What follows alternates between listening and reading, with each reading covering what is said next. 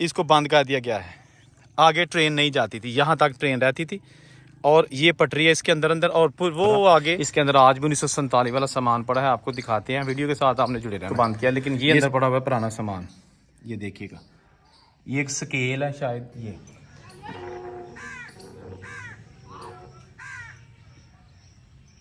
ये है जी चाकमरू railway station, जो कि वाक़या है पाकिस्तान और जम्मू की बॉर्डर पर, और इसको कहा जाता है पाकिस्तान का आखिरी रेलवे स्टेशन।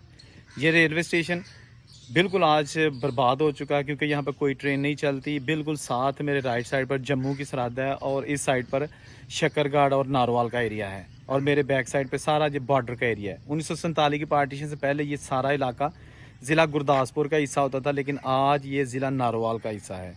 ये स्टेशन आखिरी स्टेशन बनाया गया था अंग्रेज़ ने, इससे आगे ट्रेन नहीं जाती थी।